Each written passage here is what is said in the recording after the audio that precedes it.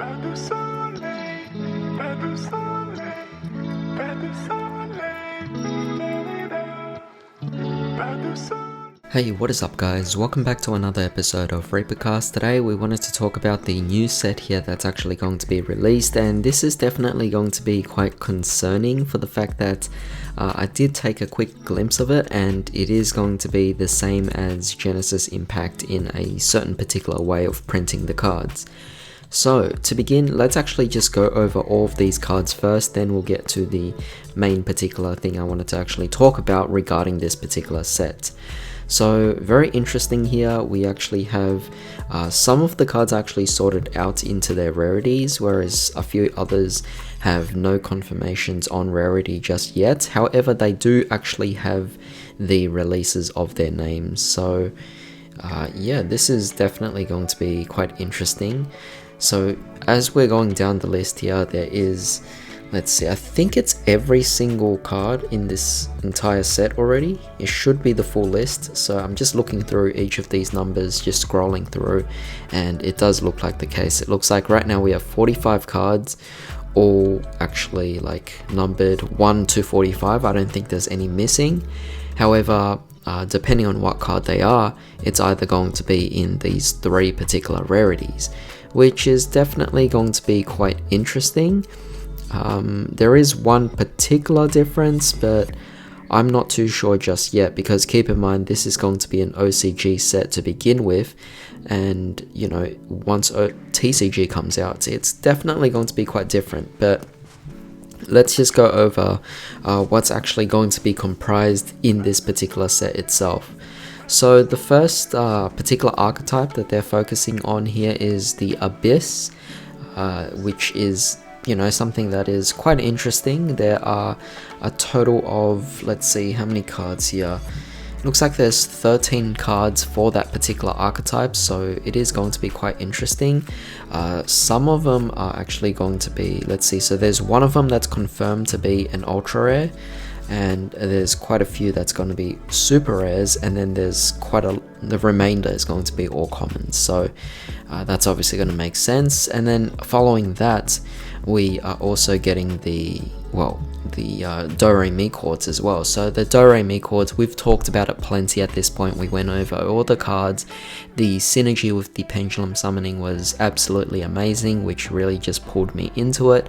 So it is something that I'm definitely most looking forward to in this particular set here, because of the fact that its mechanic is definitely, well, it is just bringing back pendulums, but it's doing so in its own unique way, which makes it quite an interesting deck to actually play. So yeah, very exciting. We went over all the cards here. There is definitely quite a few, and it is definitely going to be quite amazing. There is one card at least in each rarity, so one ultra to be the high chase card, and then you have some super rares and some commons as well. And finally, we have the Urz Arctic, which are actually coming in this set. Now, the Urz Arctic actually was the first one to be released, I believe, even long before the doremichords, so I actually did talk about them. They were a particular synchro archetype that was actually focusing on a very unique form of actually synchro summoning, which made it quite interesting. You know, it sets itself apart, and compared to a lot of other different synchro type decks, it does have its own thing that separates itself and seems quite promising, to be honest. It's not like the archetypes that have been introduced in Blazing Vortex, which, you know, I have to say they are definitely quite disappointing. So with that being said, Urz Arctic is also another archetype that I am quite looking forward to here. So that's about 2 out of the 3 archetypes in this particular set, so it does seem to be quite fun. The Abyss I am not as familiar with, but you know, either way, I do kind of like how this set is actually going. Now the thing is this, since we did go over the doremichords and the Urz Arctic on this particular channel here, just be sure to go and check out those videos. I did actually notice the fact that both these particular archetypes were archetypes that don't have any kind of meta relevance. So what I mean by this is that they don't actually seem to be a deck that has the potential to be part of the competitive realm of things. So this is definitely going to be quite interesting because it makes me think, well, if a set is not popular enough to be meta relevant, would this actually cause people to be disinterested in the set? Would people actually say it's not as great? I mean, it makes it quite interesting. I mean, yes, I know you could get just a bunch of singles for this to complete these decks. It does actually make you think about the value of the actual cards itself. You want the cards to be somewhat valuable, even if you're keeping it for the long run, it's still something that you want to consider, right? So seeing that the Ur's Arctic and the doremichords don't seem to have that kind of competitive edge as opposed to the decks in, or the archetypes in Genesis Impact, or even the ones before that, it does make it quite a concern to a certain degree, right? I mean, I'm not the only one who's actually thinking about this, right? I mean, I'm sure you guys also think the same. But yeah, it will pretty much be down to the Abyss archetype and seeing whether or not they have any kind of competitive viability. And if they do, that's great. But if they don't, then this set might be a very, very interesting set as to how it might go about. You know, every single one of these special sets tend to have at least one or two archetypes that have kind of a competitive relevance where people will actually buy into the set itself, and it does obviously increase demand, thus increasing the value of the cards itself. And yeah, it's just something that a lot of people would actually want. But in the long run, I do have this fear that this particular set won't actually be as great as the previous sets, simply for the fact that the cards itself don't have any competitive viability or the potential for that. But that doesn't escape the fact that these will definitely be very fun. I am pretty much all about building decks for fun anyway, so to actually build these two particular decks, it's going to be something I am definitely very much so looking forward to. But of course, there are a few more cards here left over, which are pretty much just reprints, and that is definitely going to be quite fun. So the first reprint here we have is Crystal Girl, and then we have King of the Feral Imps, we have Snake Rain, we have Ayers Rock Sunrise, we have Wavering Eyes, and finally we have Offering to the Snake Deity. So obviously you guys know that the Abyss are the reptiles, so you're going to have the support of King of the Feral Imps, you're going to have Snake Rain, and you're also going to have Offering to the Snake Deity. That's 3 reprint support cards that will actually work for the Abyss archetype.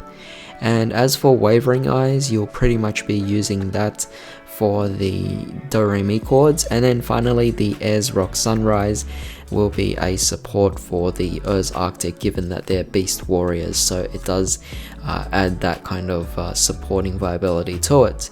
The Crystal Girl, I'm not particularly too sure on its viability. Crystal might imply it's a water type because it might be associated to ice.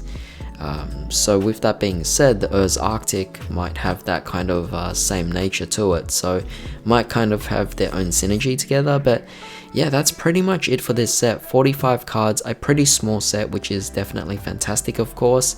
But as for the rarities, we're getting 3 ultras here, we're getting quite a few supers. I believe it's about 10 to 13. Let's see, let me count properly. 1, 2, 3, 4, 5, 6, 7, 8, 9, 10, 11, 12. So we're getting 12 different super rares, and the rest are all commons. Now, the concerning thing about this is that with Genesis Impact, a lot of people, including myself, were not a fan of the actual set itself, for the fact that the rarities were really hard to pull, and to get all the ultras was just ridiculously high. To actually get a box and pull these particular cards, you were only guaranteed 3 ultras, which kind of made it a bit difficult. I mean, this is different of course, this one here is in OCG, but if it's done the same way as Genesis Impact, I'm definitely not going to be pleased about this, because it's going to make the pull ratios incredibly hard, and it really just defeats the purpose of buying sealed products. You know, it really defeats the purpose of you going out there, buying packs and opening them up. And that's kind of the essence of trading card games. You want to go out there and buy the product to open it up in hopes to get the card you want. But in this case, it seems like we're just starting to transition into that period where, or this entire era where people are just buying singles now. And to be honest, it's kind of sad. It takes away a certain aspect of the game itself, which is something that I'm a little disappointed in. However, since this is all OCG, we can't fully predict how it will actually come out in the TCG, so definitely let me know what you guys actually think about this. If you enjoyed this video, definitely drop a like and also share this video. Don't forget to subscribe for more videos just like this. I hope you all have a fantastic day. I'll see you all next time.